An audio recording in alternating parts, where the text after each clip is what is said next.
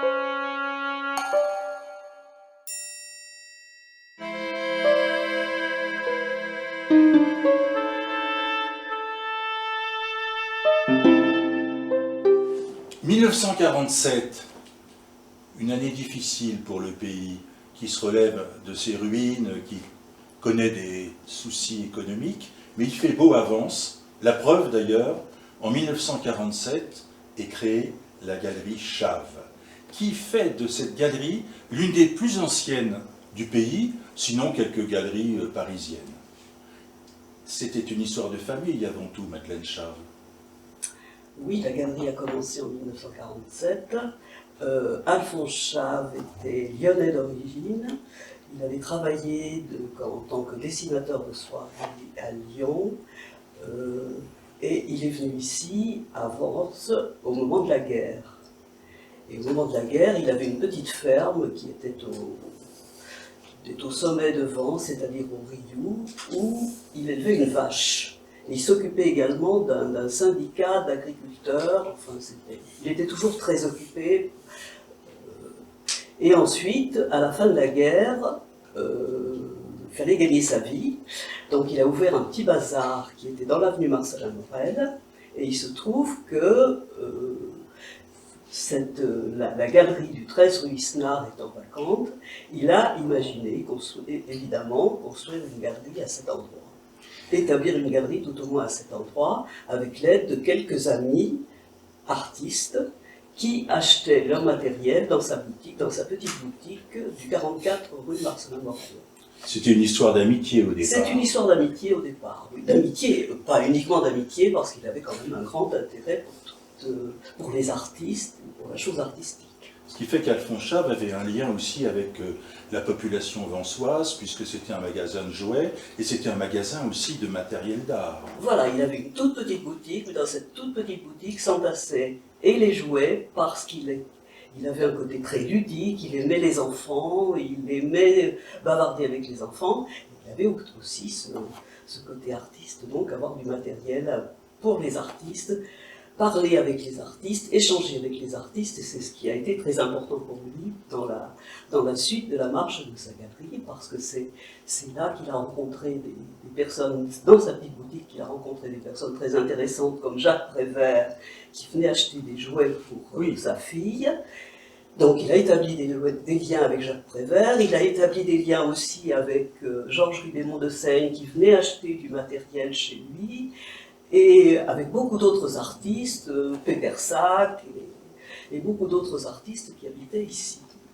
Jacques Prévert qui venait à pied de Saint-Paul-de-Vence pour acheter son craquelin chez Palanque, pour se faire couper les cheveux chez Cisco, et qui avait une bonhomie, une gentillesse, une sympathie vis-à-vis de ses camarades qui souffraient, parce que beaucoup étaient ici pour se soigner. Il faut dire que Vence, à cette époque, c'était quand même la ville de France où l'air était le plus pur, l'eau la plus requinquante, et beaucoup d'artistes, beaucoup d'écrivains comme Gombrowicz, comme Henri Calais, comme Albert Parraz, étaient venus à Vence pour se soigner. Vence avait des vertus thérapeutiques aussi. Oui, c'était une ville de sanatorium. Absolument. Une ville de sanatorium, et puis d'établissements médicaux comme la Maison des Mineurs. Les cadrans solaires. Les cadrans solaires. Oui. Et une personne absolument emblématique de la galerie, Dubuffet, était venue à Vence parce que sa femme était malade. Voilà, Dubuffet est venu à Vence fin 54, début 55, parce que Lily, son épouse, donc Lily Dubuffet, avait des problèmes de santé, et il était venu à Vence parce qu'il pensait que Vence avait des vertus thérapeutiques extraordinaires. Après, il a un peu déchanté, mais enfin, au départ, c'était pour cette raison qu'il est venu à Vence.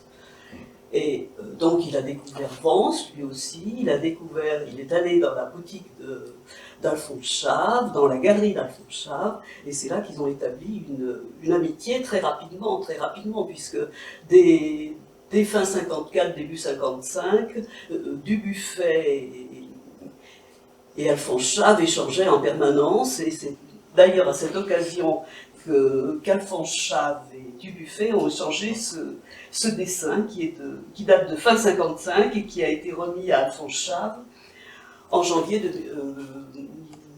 1955. 1955.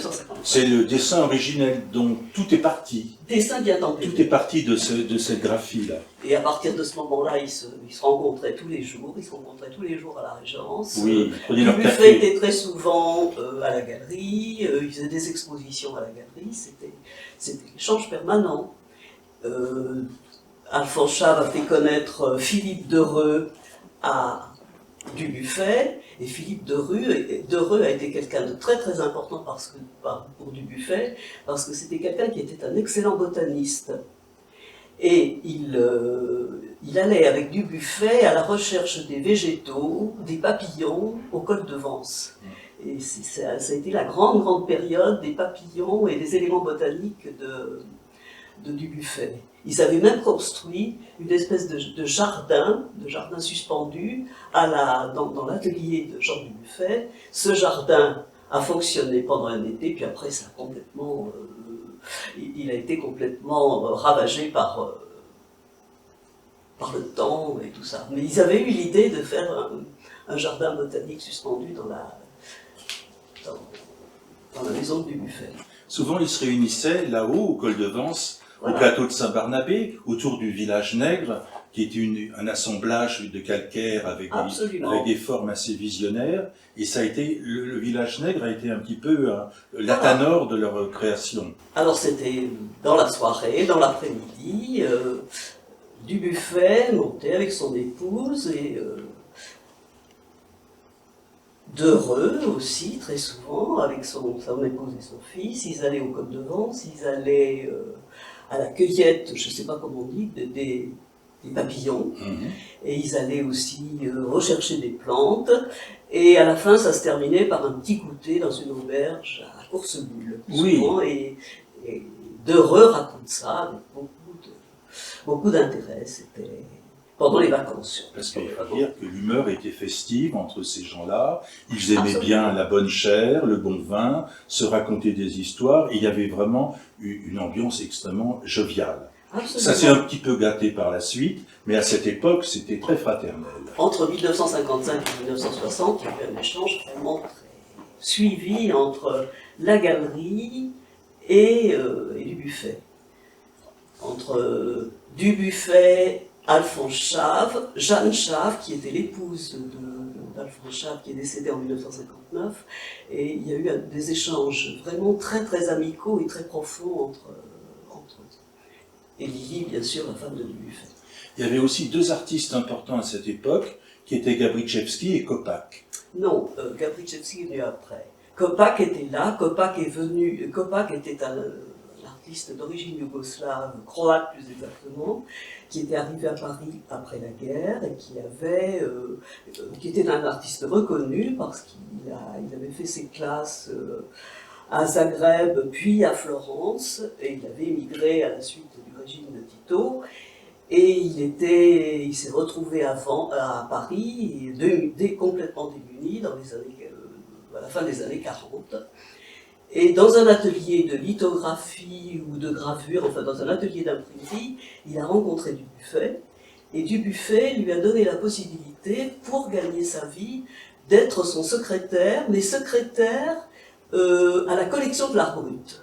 C'est-à-dire que c'est lui qui, Slavko Kopak et Dubuffet, ont constitué ensemble la collection de l'art brut au temps où cette collection était à Paris. Cette collection a quitté Paris en 1975 et est allée à Lausanne, et à ce moment-là, Slavko Kopak, est resté ici en France. Il avait une maison aussi à Vence et il était très très souvent à Vence. Voilà. Kopak, donc, est quelqu'un qui est venu à Vence avec Dubuffet. Et c'est devenu un ami très cher, et d'Alphonse Chave, et de Pierre et de moi-même. C'était vraiment un ami très cher. Dans les valises de Dubuffet, voilà. Mais on peut dire que Dubuffet était un petit peu comme André Breton par rapport au surréalisme, un peu le pape de l'art brut, et qu'il était aussi le théoricien, qu'il était celui aussi qui montrait, qui classait, qui avait un travail théorique sur le mouvement. Un travail intellectuel assez extraordinaire. Et Dubuffet a fait en sorte que beaucoup de gens ont connu Vence grâce à lui. Oui. Vous parliez par exemple de Vialat. Vialat est venu à Vence uniquement parce que Dubuffet était là. De même Limbourg, de même Pierre Matisse, de même la galerie Pierre Matisse qui était sa galerie, de même la galerie Daniel Cordier qui était sa galerie à l'époque, sont venus ici parce que Dubuffet était là. Et évidemment, c'était très intéressant de rencontrer toutes ces personnes. Alexandre Vialat, chroniqueur de la montagne, merveilleux prosateur, a laissé des textes absolument délicieux, pleins de fantaisie, de trouvailles verbales sur Vence, sur Vialat et sur la galerie Chave également. Alors, il y avait en dehors de ces artistes deux poètes qui étaient un peu des présences tutélaires. Ribon de Seigne, que l'on a évoqué, qui vivait à Saint-Janet, qui était donc au même titre que Duchamp et au même titre que Picabia, l'un des créateurs de Dada, et qui ensuite en avait eu assez un peu de la vie superficielle des arts et des lettres, et qui vivait comme un ermite à Saint-Janet. Oui, ça a été, on n'a pas évoqué, mais ça c'était un des personnages centraux de la vie de la galerie Ribémont de Seigne, parce que Alphonse Chave et Ribémont de Seigne se sont connus très tôt, et Ribémont de Seigne, qui était quelqu'un d'extrêmement discret, qui était toujours, qui restait à Saint-Janet, qui avait très peu de contact avec le public, avait vraiment établi une grande amitié avec la galerie. Il y a exposé et il a présenté à la galerie un certain nombre de personnes. Il était ami avec Dubuffet déjà, donc ça a quand même facilité l'amitié entre galerie et la galerie Dubuffet. Et il se trouve qu'après aussi, Georges Ribémont de Seigne a présenté à Alphonse et à Pierre Max Ernst, qui est devenu un des grands amis de la galerie aussi, et en particulier de Pierre dans son atelier à Vence, l'atelier qu'on va voir bientôt, puisqu'il a été transformé en galerie. Pierre, comme on l'a évoqué tout à l'heure, Pierre Chard. Le fils d'Alphonse, qui dès 1958 s'initie à l'églithographie. Il faut dire qu'un an après, 1959, mais vous ne connaissiez pas encore, vous faites la rencontre de Vence, Madeleine, lors d'un voyage estudiantin peut-être, oui, etc. J'étais toute gamine, il se trouve que j'étais dans un centre de vacances pas loin d'ici, et je me suis échappée de ce centre de vacances parce que ça ne m'intéressait pas beaucoup, et j'ai fait un petit tour dans l'arrière-pays, et je suis arrivée à Vence, effectivement, à Vence, puis à Tourette, j'ai visité. Vence m'a plu beaucoup, c'était un petit village, c'était en 59. D'accord. Et je suis allée à Tourette et j'ai été dans un magasin de poterie qui était assez célèbre à l'époque, de Morel, Morel était un ami d'Alphonse Chave, et ça je ne le savais pas. Et j'ai toujours un vase que j'avais acheté chez Morel en 1959, à la maison. Et plus tard, vous allez revenir à Vence. Après, je reviens. Parce que vous aviez une amie qui tenait une librairie de poésie, qui s'appelait L'Oiseau Lyre, qui jouxtait la galerie Chave, qui était tout à fait riveraine dans l'avenue Isnard. Elle était en face, elle n'était pas riveraine, elle était juste en face. Elle était au 12 rue Isnard. Au 12 rue Isnard. Hélène Paillard, David, avait une petite boutique de librairie, oui, qu'elle avait ouverte, ça doit être, je n'ai pas l'année exacte, mais ça devait être 66, 67, 68. En tout cas, il y était en 68. Et comme c'était mon ami, c'était bon, on a été profs ensemble à Paray-le-Monial, on se devait voir, et c'était resté une de mes amies.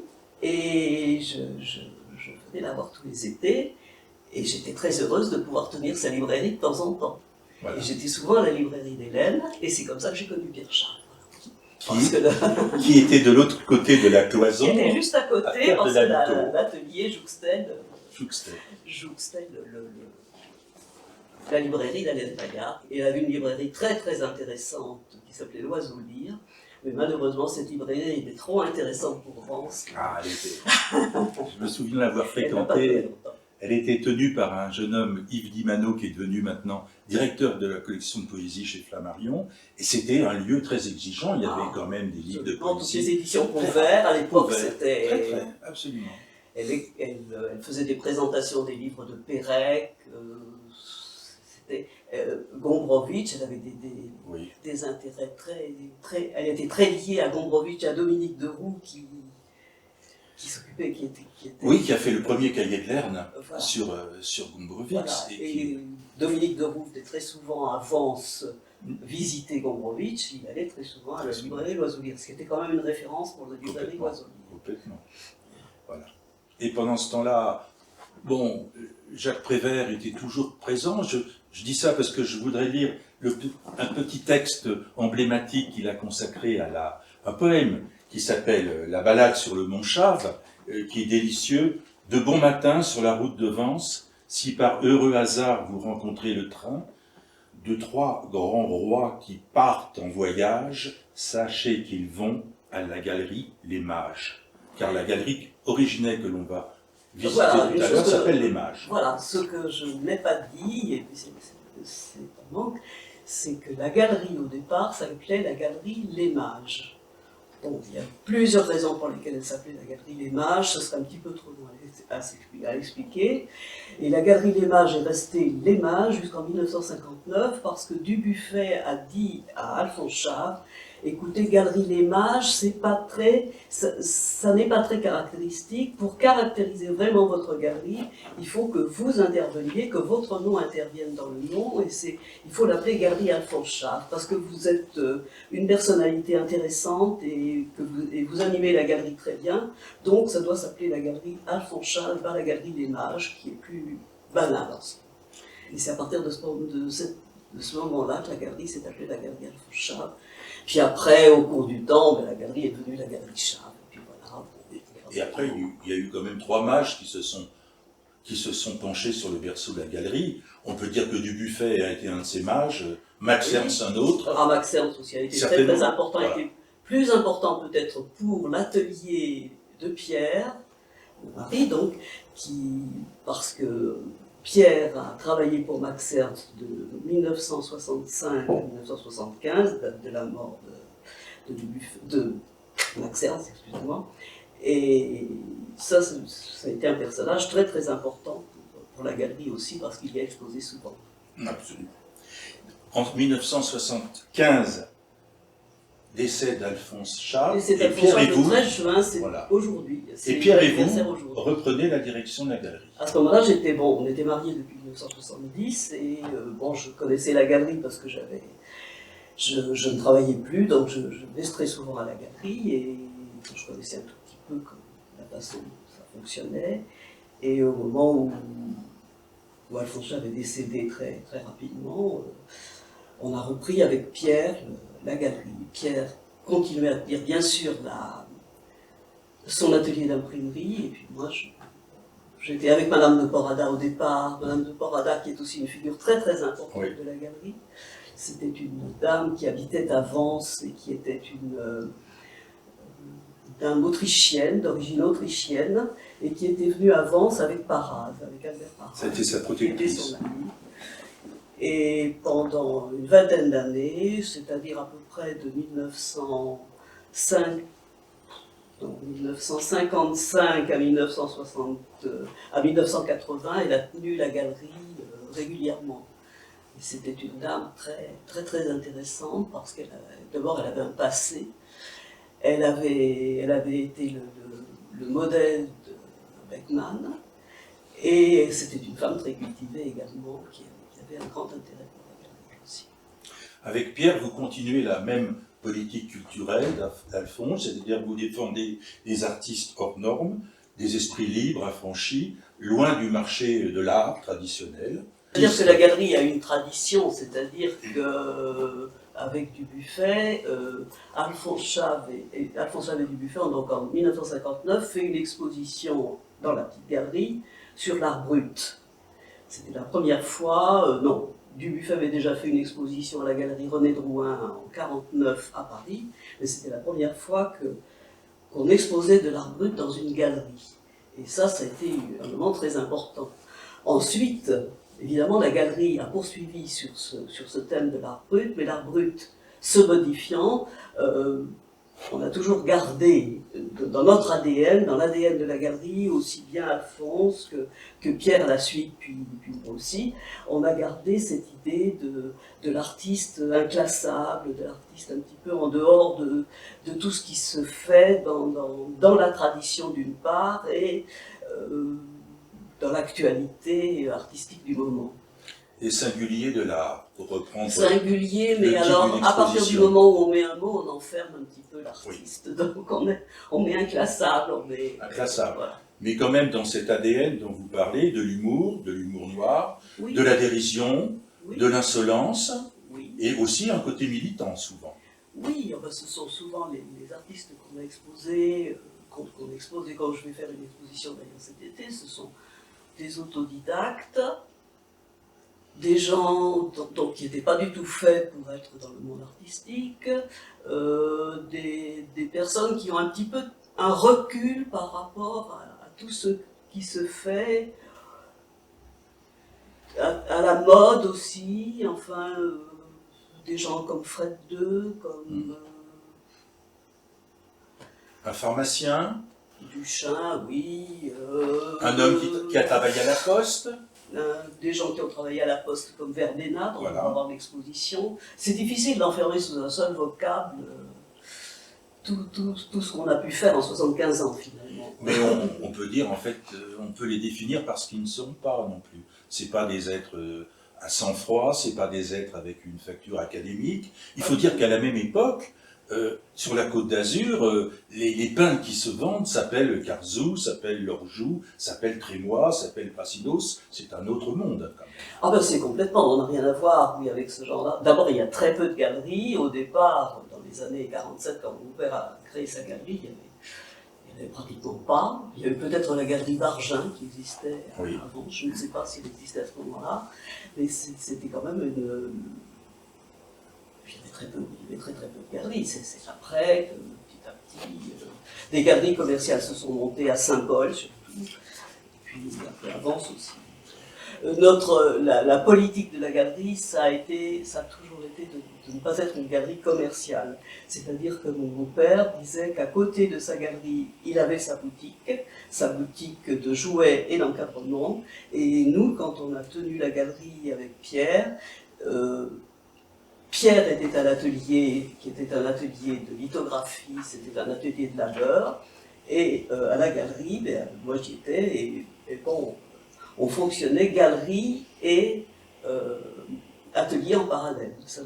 On n'a jamais fondé notre galerie dans un esprit commercial. Commercial, absolument. Mais pendant tout ce temps, quelles étaient vos relations avec la municipalité vansoise? Est-ce que vous vous sentiez épaulé, aidé, ou est-ce que vous vous sentiez un peu abandonné, un peu ignoré? On a toujours fait en sorte d'être indépendant. Ça aussi, ça fait partie de notre ADN, l'indépendance. Par rapport au mode, par rapport au pouvoir politique de quelque ordre qu'il soit, par rapport aux pouvoirs municipaux aussi de quelque ordre qu'il soit. Est-ce que vous sentiez que la géographie, la région jouait un petit peu? Si votre galerie avait été en Bretagne ou en Alsace, en Auvergne, est-ce que les choses auraient été plus rapides? Est-ce que vous auriez été plus intégrés, je dirais? La province, de toute façon, n'est jamais intégrée. Parce que quoi qu'il se passe, tout se passe à Paris pour ce qui concerne les galeries, l'art et tout ça. On a beau dire qu'on décentralise, ce n'est pas vrai, c'est une décentralisation de surface. Tout ce qui se passe est à Paris, parce que par exemple, quand les galeries organisent un événement, eh bien c'est à Paris. Et nous, si on veut faire un événement dans le même temps, ça tombe à plat. Oui. Donc vraiment, nous on est obligés, enfin toutes les galeries provinciales travaillent chacune dans leur coin, sans attendre quoi que ce soit de Paris, si on peut dire. J'entends bien. Est-ce que la galerie Chave, par rapport à la vie culturelle vansoise, a eu une influence importante? Là, je pense à deux artistes que vous avez exposés qui sont vraiment vansois, c'est Palanque et Ozinda. Palanque, dont on peut voir ici la palette, a été un artiste un peu calciné, qui a détruit toute son œuvre, mais qui représente aussi profondément ce que Jean Dubuffet défendait. Oui, alors Palanque, ça c'était... Palanque, les boutiques Palanque étaient jointes. Les enfants Palanque et Chave jouaient ensemble dans l'arrière, dans une petite ruelle du Vieux-Vence. Ils jouaient aussi avec Marc Schex, je crois. C'était tous les trois, ils jouaient aux billes dans un coin. Les familles étaient très liées. Et il se trouve que Francis Palanque, dans les années 57, 58, il avait plus de 20 ans, il s'ennuyait dans la pâtisserie familiale, et dans son arrière-boutique, il faisait des œuvres d'art.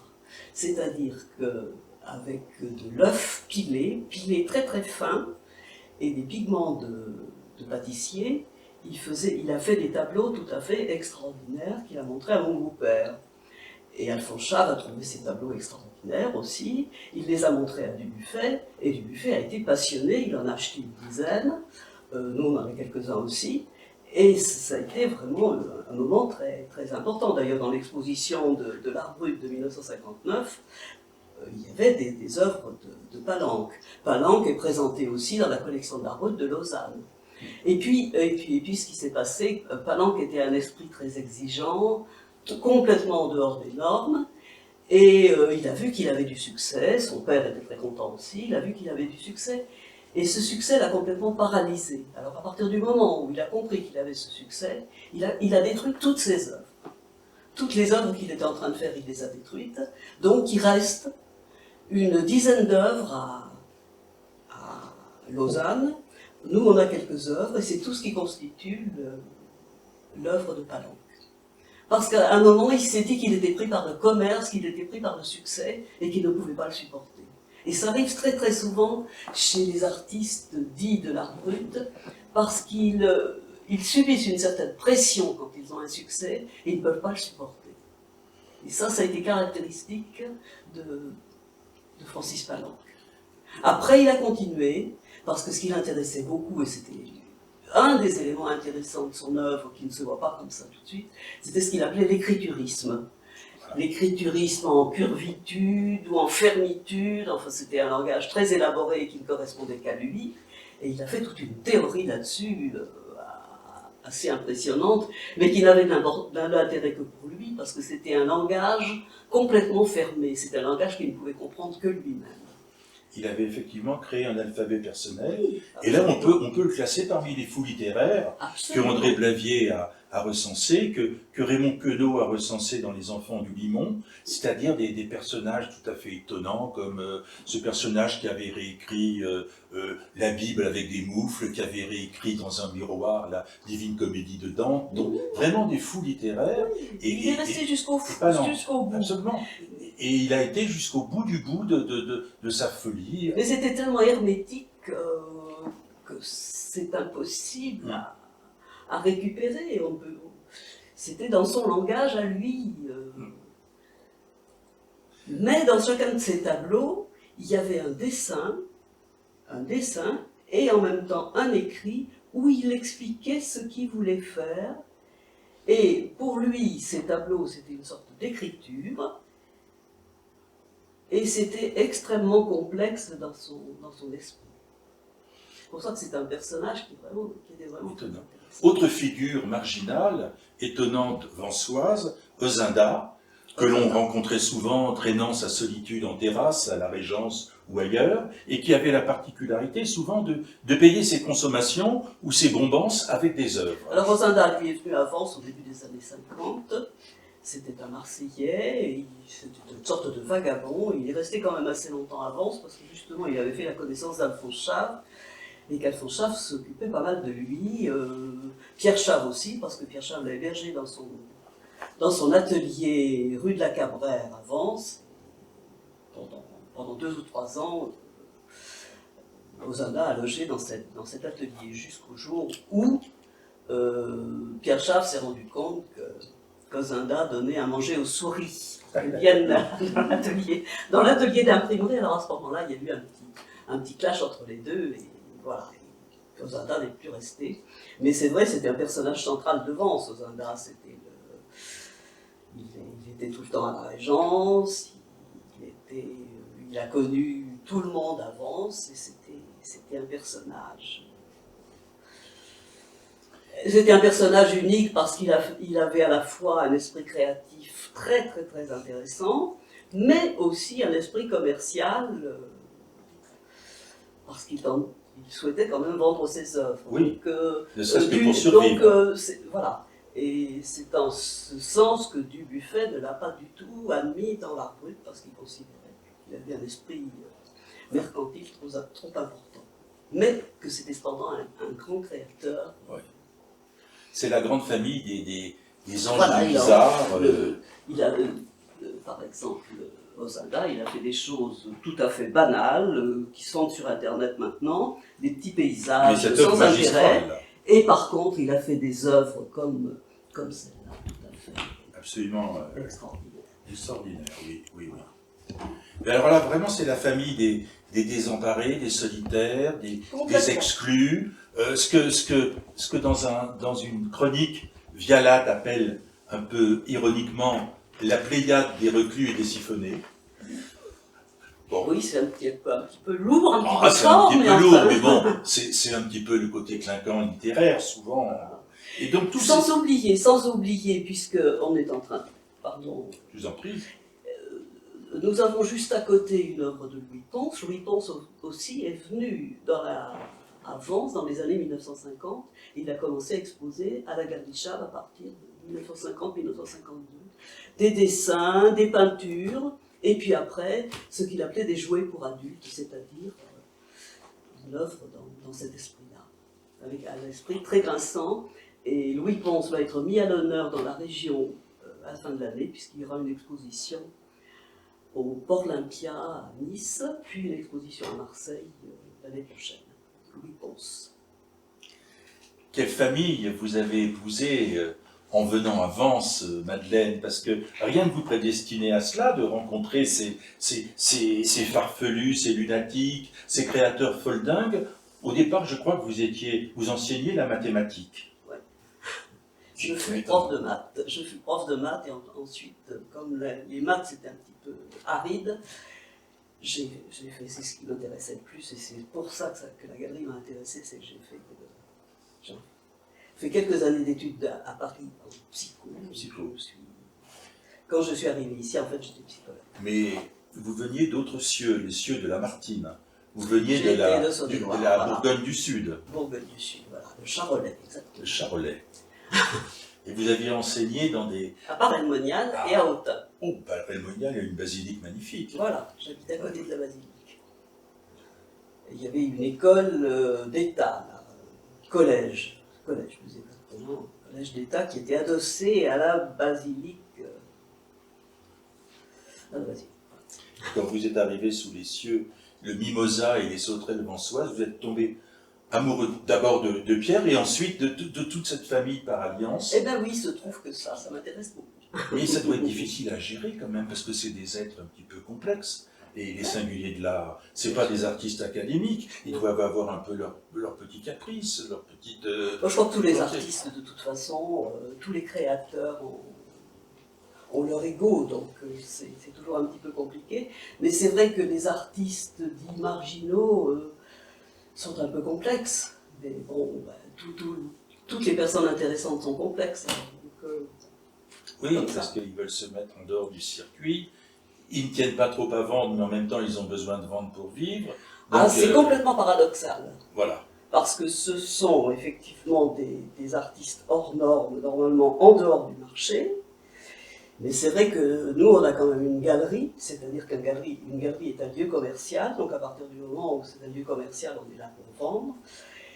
Et c'est compliqué parce que les œuvres des artistes marginaux sont difficiles à commercialiser, et s'ils ne vendent pas, ils ne sont pas contents. Oui. Donc vous avez un rôle difficile qui doit tenir au rôle de confident, de psychologue, de psychanalyste, de prêtre, de mécène, enfin tout ça, de grande sœur. Enfin, bon, non, écoutez, ça se passe très bien. En général, bon, il y a des brouilles, comme dans toutes les galeries, il y a des brouilles entre les artistes et les marchands. C'est alors ici, nous avions, il y a quelques jalons quand même de de tout ce qui s'est passé dans la galerie. Des œuvres de Dubuffet qui sont là en transit parce que cette œuvre va aller au musée de Clermont-Ferrand pour une exposition sur Dubuffet Vialat en Auvergne. Et ça, c'est donc une des premières œuvres qui a été faite à Vence et qui s'appelle le dessin bien tempéré. Et cette œuvre-là va aller au château, au musée de Vence. C'est Magistral, aussi une œuvre qui a été réalisée à Vence avec des végétaux vensois.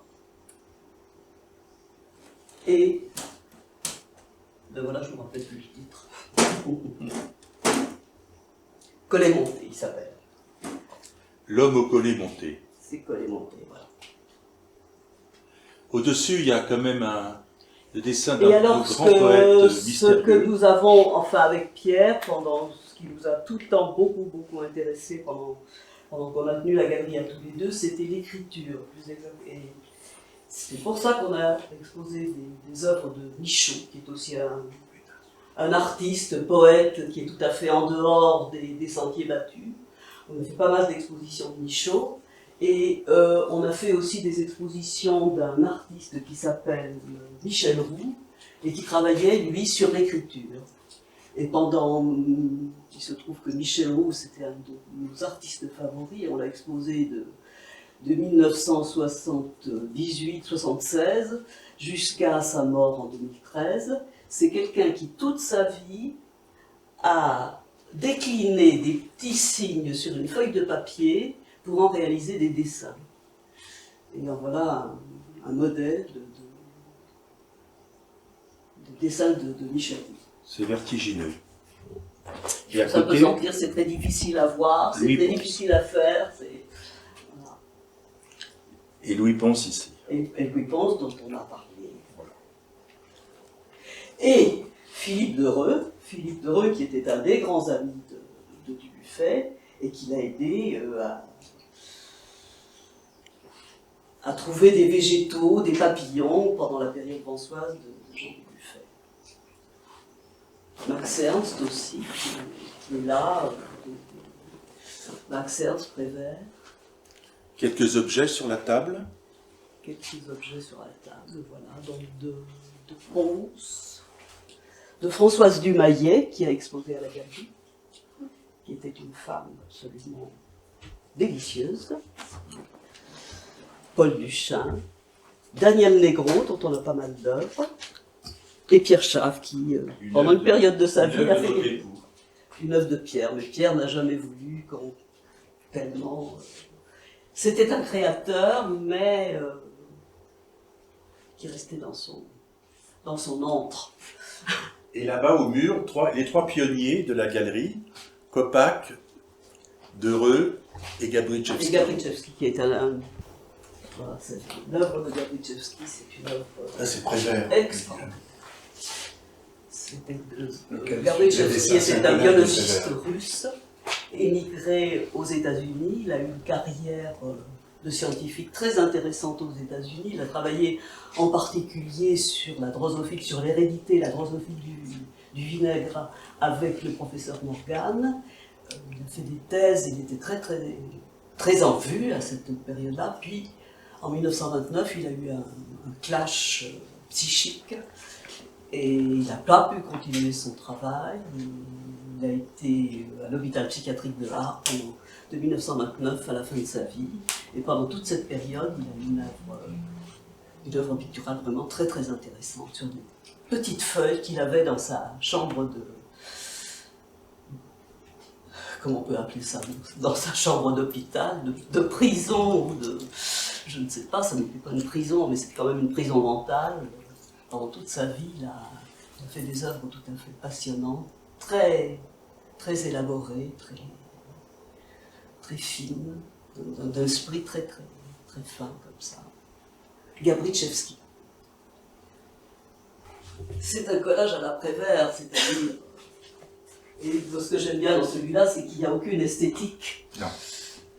C'est très fort. L'art doit clouer le bec. L'art doit clouer. Louis Pons. Là, nous allons visiter maintenant l'exposition actuelle, qui est une exposition de M. Verbena.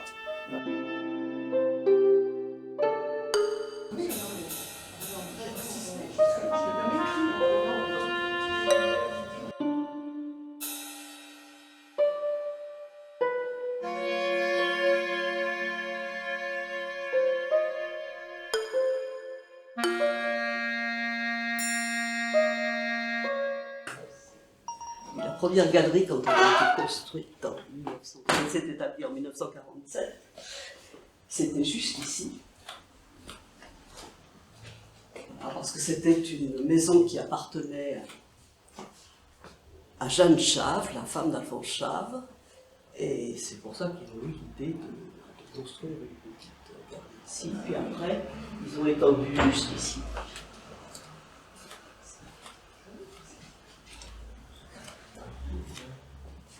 Voilà, où on continue à faire nos expositions, et actuellement l'exposition donc, de Pascal Verdena, qui est un artiste marseillais qu'on présente à la galerie depuis 1990 à peu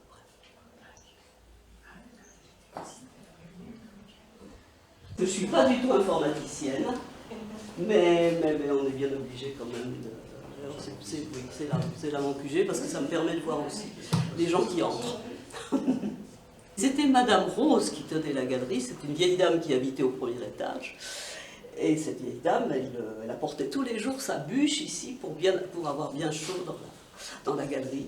Et puis après, bon, la cheminée a disparu. Après, ce sont les œuvres qui ont tenu lieu de brasier. Absolument.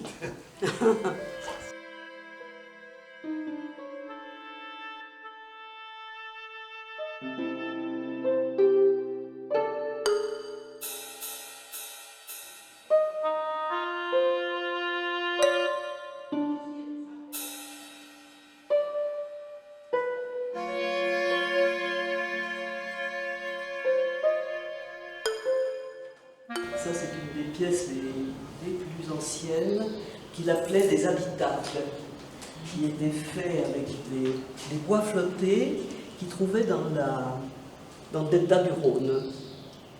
Lui étant postier à Marseille. Il était postier de nuit, donc dans la journée, il allait chercher des bois dans l'estuaire du Rhône, et après, il montait ces bois à la manière d'un bateau, c'est-à-dire qu'il joignait les différents éléments de bois avec... Aucun clou, aucune pointe. Uniquement avec une sorte de colle. C'était pas de la colle, c'était... Voilà, et qui était faite avec du mastic et de la sciure de bois, comme dans les bateaux. C'est un travail de marqueterie.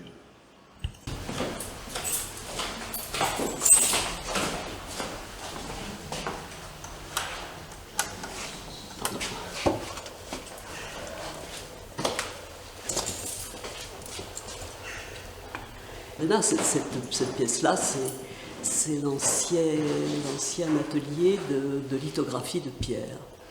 Cet atelier s'est trouvé libéré en 2010 parce que Pierre a laissé son travail de lithographe parce que c'était trop pénible.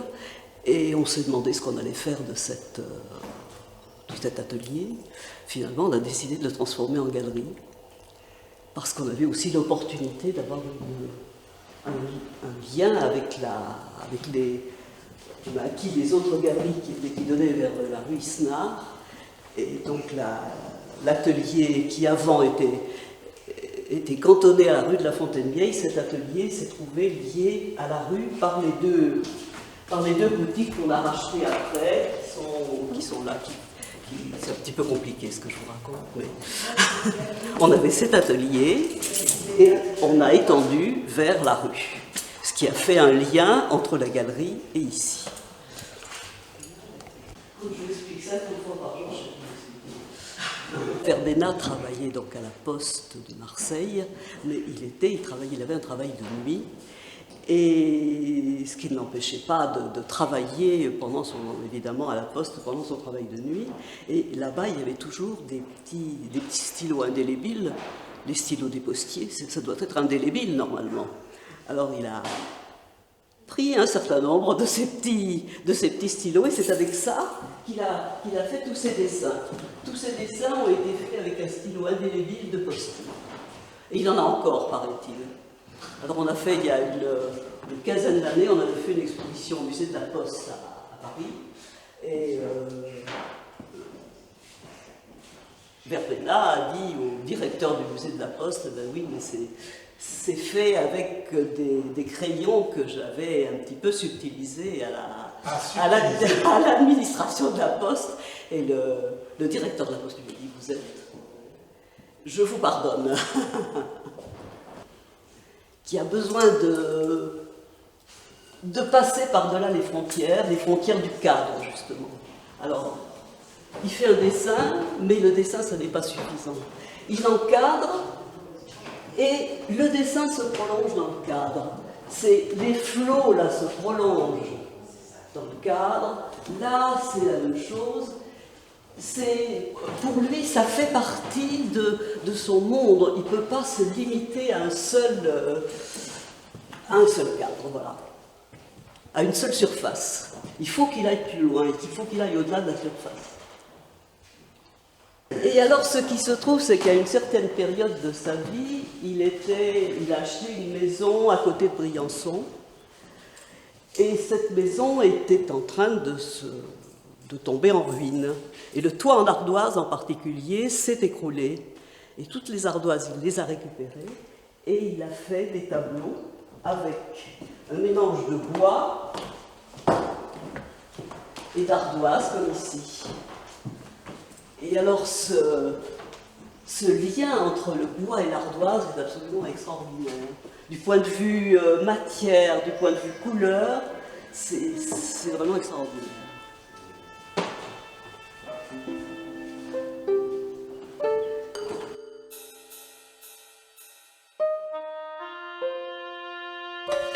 C'était vraiment l'atelier. La machine était là, là-bas. On était jeunes, quand même. Ah ben oui, oui. Tu l'avais fait. Ah oui, oui, tu dans le tu l'aidais entre tes oui, mains. ça je me rappelle bien.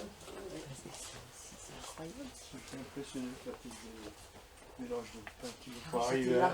C'était pour là. arriver Oui. exactement où Tu vois, là, c'était sa machine.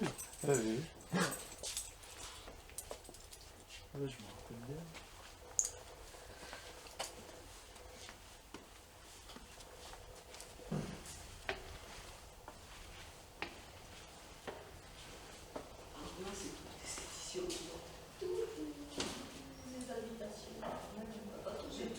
Pierre était surtout lithographe, c'est-à-dire qu'il avait des machines lithographiques. Une a été donnée au collège de Vence. Elle n'est pas encore montée, mais ça va se faire. Et l'autre, malheureusement, n'a pas trouvé de preneur. On a essayé de la vendre ou de la donner au musée de l'imprimerie, mais ça n'a intéressé personne. Donc on a été obligé de la mettre à la casse. Mais par contre, il restait quelques machines pour la gravure, ce qui est différent, la gravure sur cuivre. Et ça, c'est un des spécimens de gravure sur cuivre, de presse à graver, plus exactement, qui a tout un pédigré, si vous voulez. Là, c'est plus tellement lisible, mais c'est une presse qui a toute une histoire.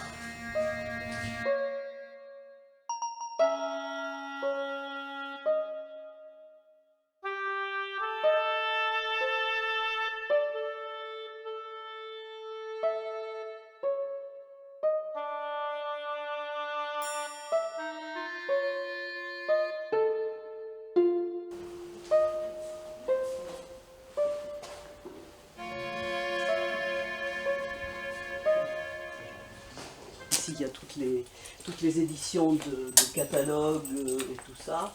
Et puis des éditions à tirage limité comme celle de Fred II. On a fait beaucoup d'éditions de Fred II, en gravure de Fred II. Ça, c'était le travail de Pierre, alors. C'était le travail de Pierre, c'était le travail d'atelier, le travail d'éditeur.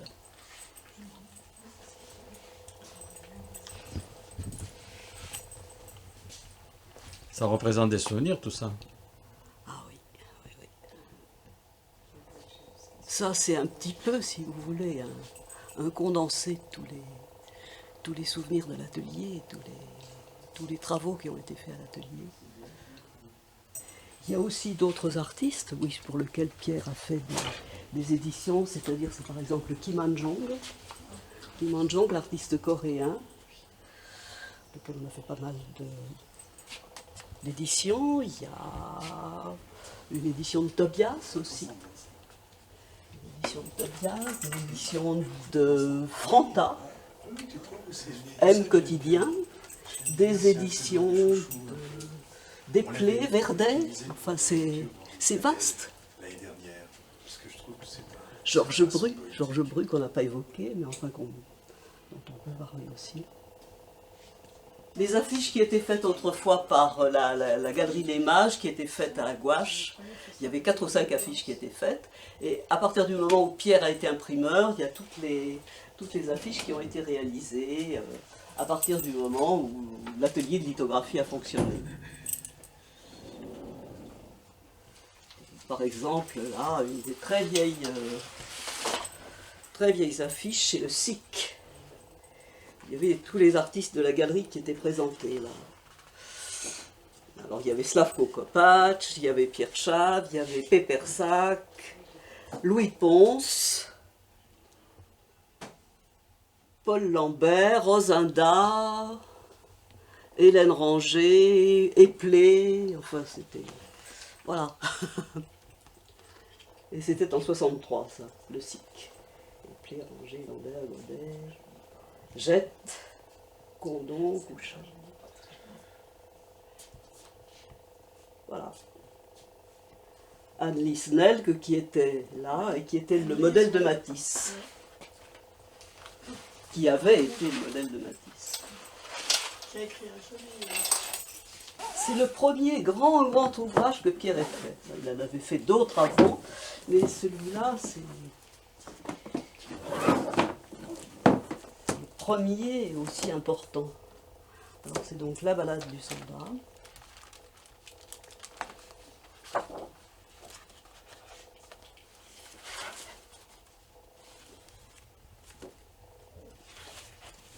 Signé de Georges Ribémont de Seigne et Max Ernst. « 34 lithographies.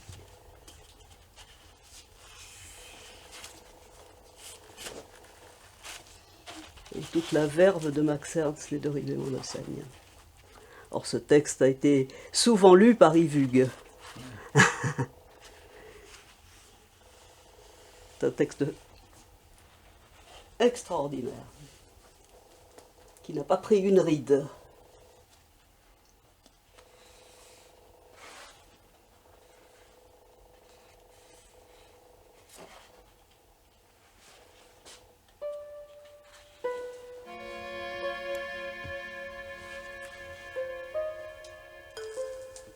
Ce livre a été traduit en anglais et en allemand.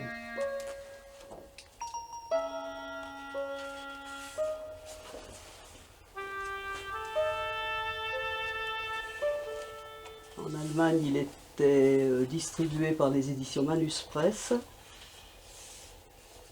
et aux États-Unis par les éditions Nahan, qui ont disparu.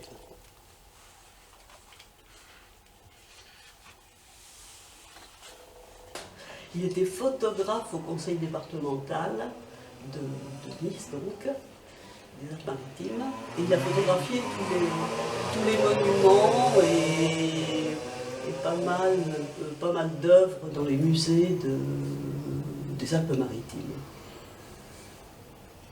Et ça devait être une chose qu'il a dû photographier sur un monument.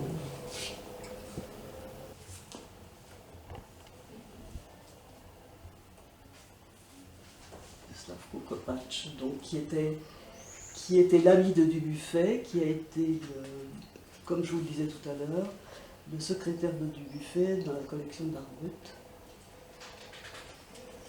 et qui avait une maison ici à Vence, dans le vieux Vence. Il passait tous les étés ici et il faisait des...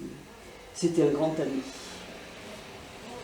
Il faisait des lithos, il venait à l'atelier, à la galerie, il était en permanence chez nous. C'était un beau moment. Alors il a fait ce livre-là, il en a fait un autre aussi qui est magnifique, qui s'appelle Chapeau ivre. Chapeau ivre.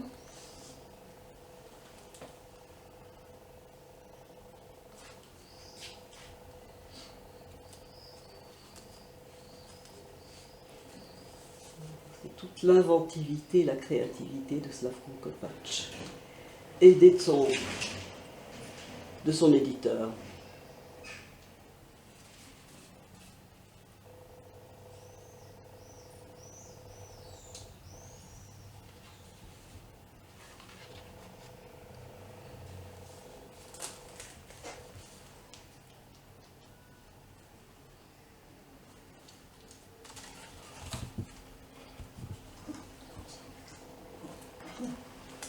Voilà, l'édition du chapeau ivre qui a été réalisée en 1994. Il est mort en 1996, Slavko Kopacz. Et dans des dépôts en France où elles sont uniquement disponibles à la galerie? Elles sont surtout à la galerie. Surtout à la galerie. Il y a quelquefois, bon, on fait quelquefois des dépôts, mais par exemple pour ce qui concerne Frontanon, quelquefois pour Fred 2. Non, en principe on les trouve ici. En principe, c'est ici.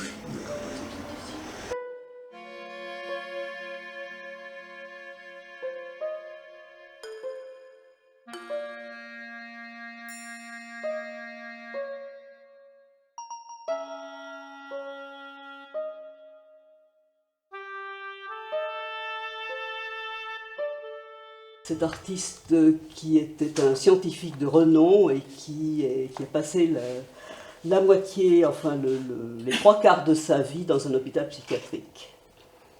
Voilà, cet artiste, Eugène Gawryczewski.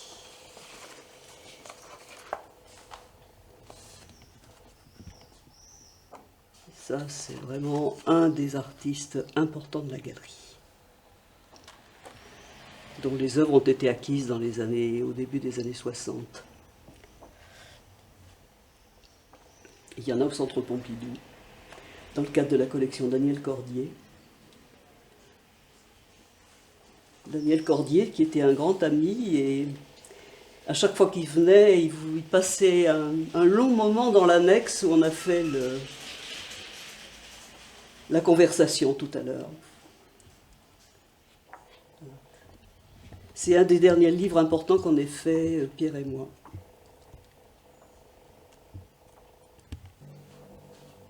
On a parlé de l'art fou, comme on a parlé de l'art pauvre, de l'art minimal.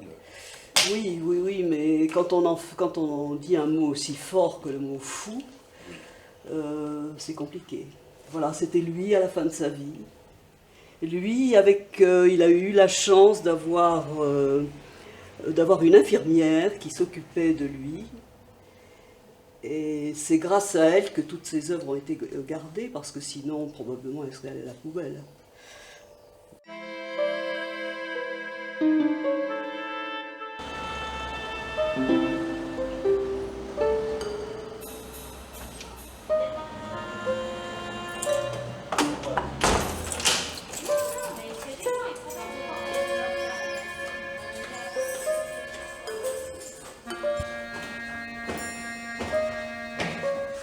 C'est Youssouphi.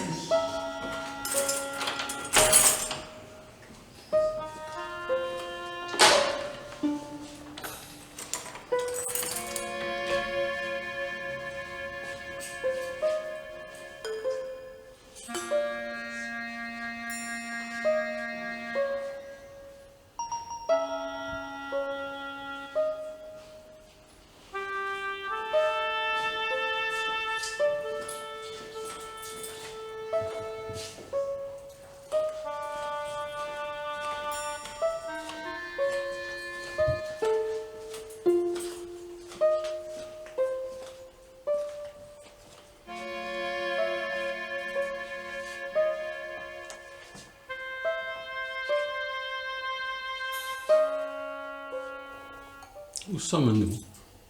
Alors là, nous sommes encore dans une annexe, c'est-à-dire un lieu de rangement. Et c'est là que nous avons pas mal d'œuvres d'Ozinda, dont celle qui est au mur, ainsi que des petites œuvres qu'il a faites. Ça, c'est une œuvre qui doit dater de 1956, quelque chose comme ça. Des petites œuvres qu'il a faites ici, où il avait... on sentait son intérêt pour Soutine, par exemple. Ça, c'est des petites œuvres d'Ozenda, des grandes œuvres. Il a fait aussi des reliefs. Des reliefs comme celui-ci.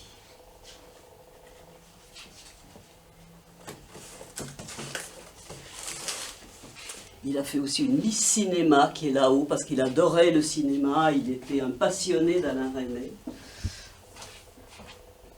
C'est sa Miss Cinéma.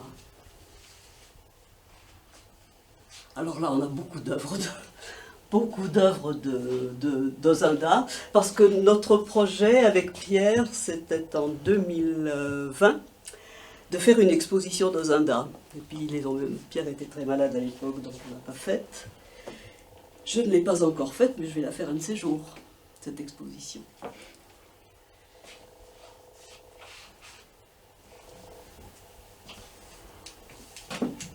Et là, on a les œuvres de l'artiste Fred II, dont on a vu les éditions. Quelques œuvres, quelques petites œuvres, des grandes aussi. Un grand dessin de Fred II. J'en ai d'autres aussi là, si vous voulez les voir. Fred II qui avait une double identité. Fred II, son vrai nom c'est Fred II, mais il a écrit sous le nom de Jean Boisseau. La Gana. La Gana. C'est un livre magnifique, La Gana. Qui est un superbe livre. Mais son vrai nom c'est II. On penserait que c'est le contraire. On pensait, oui. Qui s'appelle Slavko Kopacz. Alors,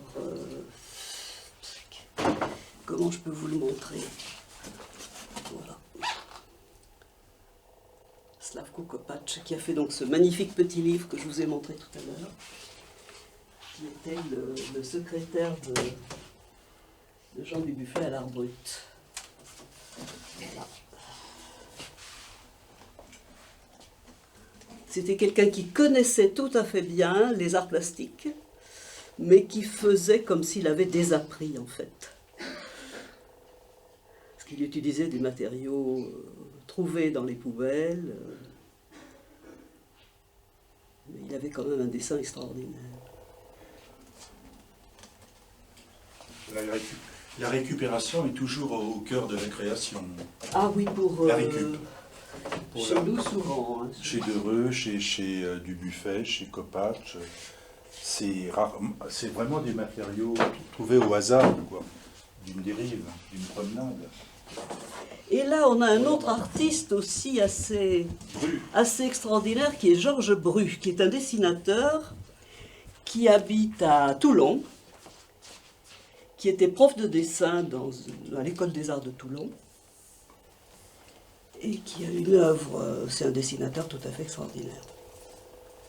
Mais ces sujets sont toujours assez énigmatiques, ces personnages. Carina Raek est une juive allemande qui est venue dans notre galerie en 76-77. C'est une des premières expositions qu'on ait faites ensemble avec Pierre aussi. Et c'est une personne qui était fascinée par les chants de Maldoror. Elle a illustré les chants de Maldoror et voilà, elle a fait ces sortes de boîtes à la fois tragiques, cruelles, qu'on a exposées donc à la galerie Carina Raek.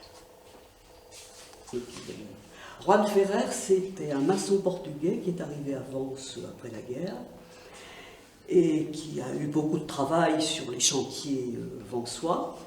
Et il récupérait des souches de bois qu'il ramenait chez lui, et le soir, il les tapait, il les façonnait, il en faisait des châteaux merveilleux. Alors, il mettait 1 an, 2 ans, 3 ans pour faire ça, c'était des pièces énormes. C'est de l'olivier? Non, ça, je sais pas, c'est peut-être oui, ça doit être de l'olivier, ça, mais c'était pas toujours de l'olivier, c'était toutes sortes de souches. Et alors là, c'est les mêmes fantasmes que le facteur cheval. C'est-à-dire des escaliers qui ne vont nulle part, des ponts-levis, c'est tout l'imaginaire, château fort. Pyrénées, c'est cher. Oui. On dirait que c'est d'une pièce chaque fois. C'est d'une pièce. C'est une pièce. Et alors celui-là, il est particulièrement intéressant. Parce que d'un côté, c'est la Vierge morte, de l'autre côté, il y a tous les personnages un petit peu démonesques sur l'autre face. C'est un petit peu compliqué parce qu'il faut voir les deux faces.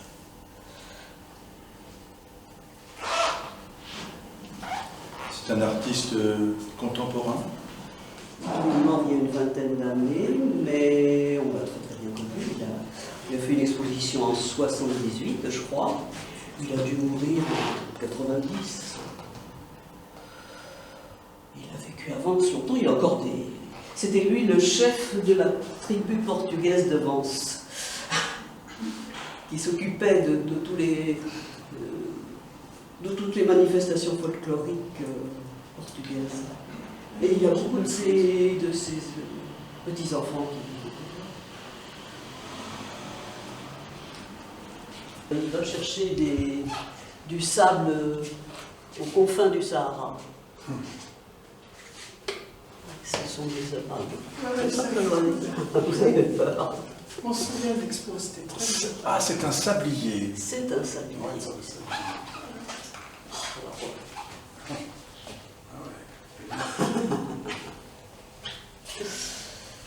Youssouphi. Eh ben, c'est un joli plan de fin, avec le temps qui passe. Absolument. Merci Madeleine de nous avoir reçus dans votre caverne d'Ali Baba. Merci à vous de m'avoir écouté.